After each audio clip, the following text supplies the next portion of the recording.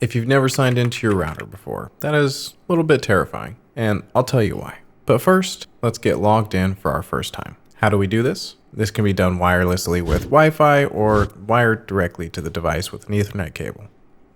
So, with our router powered on, let's plug our cable into our device. And then we'll plug the other end into the first port. This will say LAN 1 or just a number 1 on our router. Port 1 may be the only one on, and if you see the word WAN, this means wide area network and is just a fancy word for the internet. So what if you don't have an Ethernet cable? Well, in that case, you can use your Wi-Fi, and if you don't know the login for your Wi-Fi, it's generally found on the back or bottom of the device.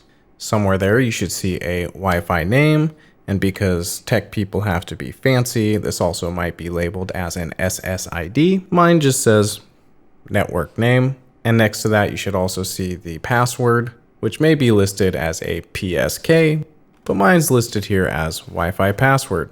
If you do not see this on your router, you can check the box that came with your router or the user manual. Sweet, we're connected to the device. Now we're ready to rock like a true IT administrator. Now we can open our web browser and open up our settings interface for our router. We'll visit the IP address of the router, which can generally be found on the bottom next to the Wi-Fi username and password, and next to that IP address should be the login username and password for the router as well. Now what if you can't find the IP address? You can try the most common ones, which is going to be 192.168.1.1, which mine so happens to be on, or you can try 192.168.0.1. Another way to check, if you would like to be a little fancy, is to run a very useful query on your Windows or Mac device. In order to do this for Windows, you can go to the Start search bar, type CMD, choose Command Prompt, and type ipconfig. We'll see an entry for default gateway, and the IP address there will be the IP of our router.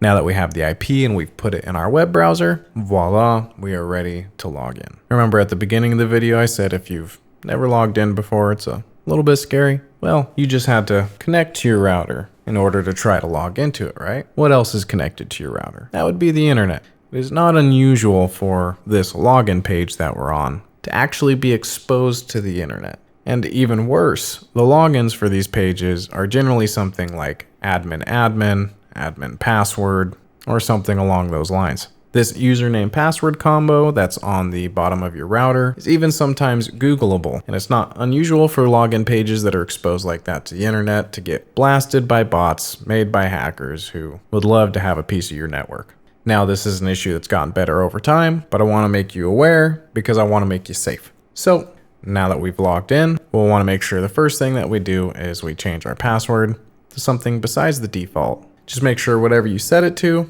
you don't forget it, or else then you'll have to reset your router in order to get back into the settings.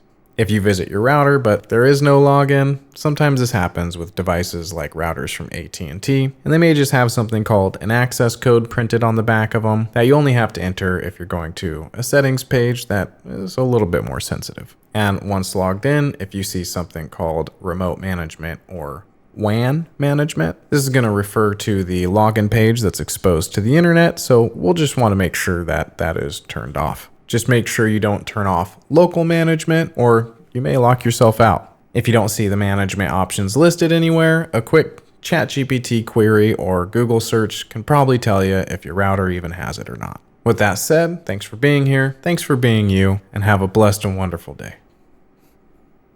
Get a load of this guy.